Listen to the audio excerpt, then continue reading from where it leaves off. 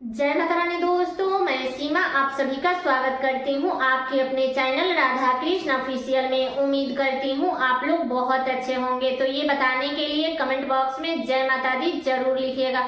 तो चलिए दोस्तों, आज हम इस वीडियो में मार्गशीर्ष मास के यानी कि अगहन मास के इतवार से संबंधित सभी महत्वपूर्ण बातें जानेंगे कि अगहन मास के इतवार का व्रत हमें कब रखनी है, क्या जिसको भी पहली बार व्रत उठानी है तो वो उठा सकता है या नहीं उठा सकता है, इतवार का व्रत हमें कब उठानी है, कब बैठानी है, इतवार के व्रत में हमें क्या खाना चाहिए, क्या नहीं खाना चाहिए। तो इसी प्रकार के बहुत सारी महत्वपूर्ण बातें आज हम इस वीडियो में जानेंगे। तो आप लोग वीडियो के लास्ट तक बने रहिएगा।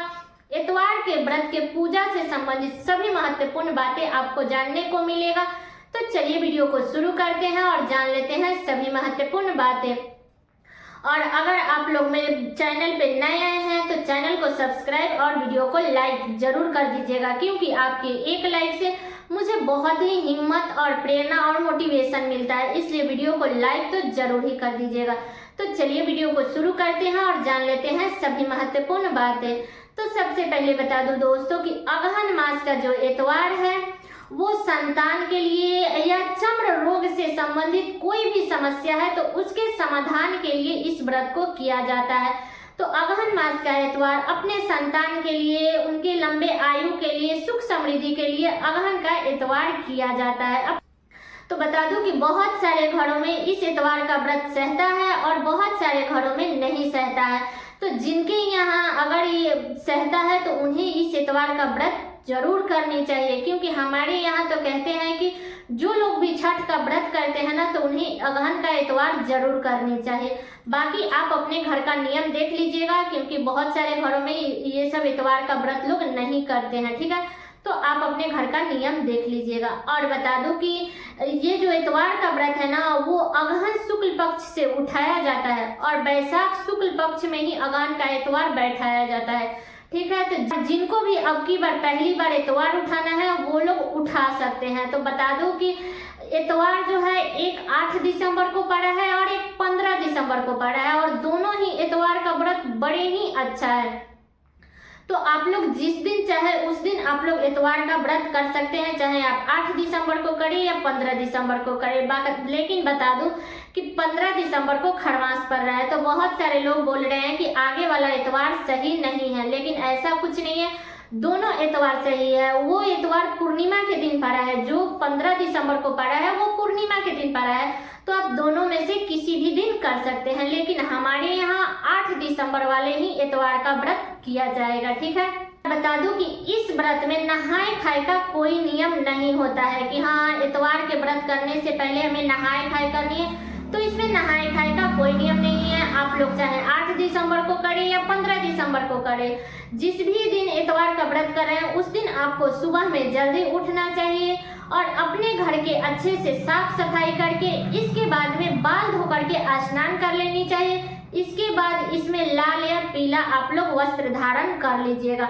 और बता दूं कि इस व्रत में दोपहर में पूजा की जाती है। तो इसके बाद आप लोग पैर में महावर लगा लीजिएगा, अच्छे से बाल वगैरह झाड़ लीजिएगा, सिंदूर बिंदी ये सब श्रृंगार आप लोग कर लीजिएगा। इसके बाद में आप लोग सूर्य भगवान को जल दीजिएगा। तो सूर्य भगवान के जल में हमें गुड़, अक्षत, फूल और रोली डाल करके हमें सूर्य भगवान को जल देनी है। अगर तांबे के लोटे से दे रहे हैं तो उसमें गुड़ मत डालिएगा, अगर पीतल के लोटे से या स्टील के लोटे से दे रहे हैं तो उसमें गुड़ आप लोग डाल लीजिएगा, ठीक है।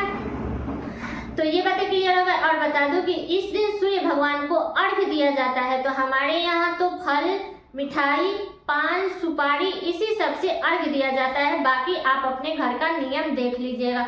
जब अर्घ दे लेते हैं इसके बाद में हमें पूजा के लिए बैठनी है, तो आप लोग अच्छे से आसन बिछा लीजिएगा। और इस व्रत में गुड़, चिवड़ा और दूध खाया जाता है। तो बता दूं कि जिस चूल्हे पे नॉनवेज बनाई है उस चूल्हे पे आप लोग दूध मत उबालिएगा। जिस चूल्हे पे आप लोग छठ का प्रसाद बनाई है उस चूल्हे पर ही आप लोग दूध उबाल करके तब खाइएगा, ठीक है। तो इसमें नेवज कहा जाता है, तो केले के पत्ते पर नेवज का है। इसके बाद में अग्नि जीवाया जाता है, तो आप लोग अग्नि जीवा दे। इसके बाद आचमन करके तब इस व्रत में हम गुड़, दूध और चिवड़ा खाते हैं, ठीक है। और बता दूं कि इस व्रत में रात्रि में भोजन नहीं किया जाता है, सिर्फ एक समय ही भोजन किया जाता है, दोपहर में। तो फलाहार मतलब कि और सब व्रत में करते हैं, तो आप लोग इस व्रत में फलाहार के जगह आप लोग चिवड़ा, दूध और गुड़ खाइएगा। ठीक है, तो ये बातें क्लियर हो गई। और बता दूं कि इतवार का जो व्रत है ना, वो संकल्प लेकर के किया जाता है। जो लोग जितने व्रत का संकल्प करते हैं वो अपना उतना व्रत करते हैं। तो कितने लोग 5, 7 मतलब जितना आपका संभव हो उतना आप लोग कर लीजिएगा। तो जितने व्रत का संकल्प लीजिएगा ना, उतने व्रत के लायक आप लोग सीधा निकाल करके रख दीजिएगा। और जब आप लोग बैसाख में शुक्ल पक्ष में जब आप लोग इतवार का व्रत बैठाइएगा, या जब भी आप जितने व्रत का संकल्प ली है वो व्रत अगर पूरा हो जाता है, तब आप लोग वो सारा सीधा फल, कपड़ा, यही सब दान किया जाता है। तो आप लोग दान करके तब आप लोग व्रत को बैठाइएगा। ठीक है, तो ये बातें क्लियर हो गई। और बता दूं कि बहुत सारे लोग तो सालों भर का इतवार का व्रत करते हैं, सिर्फ नमक बेरा करके वो अपना सालों भर का व्रत करते हैं। तो देख लीजिएगा कि आपके यहाँ कैसे किया जाता है, आप लोग कैसे करते हैं, उसी हिसाब से आप लोग करिएगा। कोई भी कार्य हमें नया नहीं करनी है और कोई भी कार्य हमें आगे आगे नहीं करनी है। अगर आपके घर में ये व्रत सहता है तो आप लोग कर लीजिए, नहीं सहता है तो आप लोग मत कीजिएगा। ठीक है, तो सारी बातें क्लियर हो गई अगहन इतवार से संबंधित।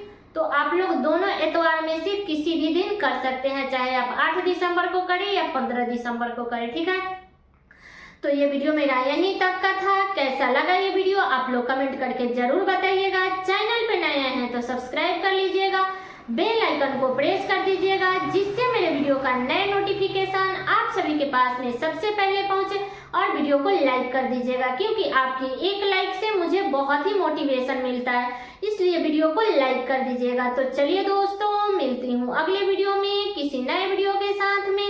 तब तक के लिए नमस्कार।